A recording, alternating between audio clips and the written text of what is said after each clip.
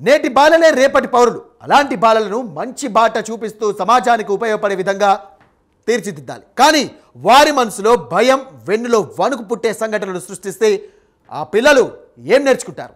అరచేతిలో విశ్వాసాన్ని చూస్తున్నటువంటి ఈ రోజుల్లో కూడా మూఢనమ్మకాల వైపు మొగ్గు చూపుతున్న పిల్లలు అయోమయంలో పడేస్తే వారి మనసు ఉక్కిరి బిక్కిరి అవ్వడం ఖాయం. అచ్చం ఇలాంటి సంఘటన జరిగింది జగిత్యాలలో.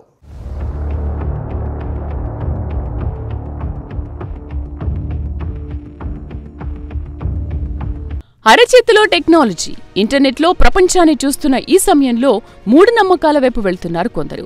ఏకంగా ఓ స్కూల్లోనే క్షుద్ర పూజలు చేశారు. పాఠశాల ప్రాంగణంలో పసుపు, కుంకుమ, దీపం, నిమ్మకాయలు పెట్టి గందరగోళం సృష్టించారు. ఈ సంఘటన జగిత్యాల జిల్లా దరూర్ క్యాంపుకు సమీపంలో ఉన్న పాఠశాల వద్ద చోటు చేసుకుంది. దసరా సెలవులు ముగించుకుని తిరిగి స్కూల్కు వచ్చిన ఉపాధ్యాయులు, విద్యార్థులు భయాందోళనకు గురయ్యారు.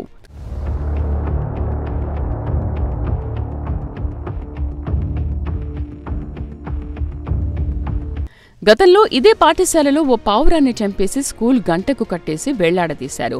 ఇప్పుడేమో పాఠశాల వరండా, హెడ్ మాస్టర్ రూమ్ ముందు, తరగతి గదుల ముందు పసుపు, కుంకుమ చల్లి దీపం పెట్టి ముగ్గులు వేశారు.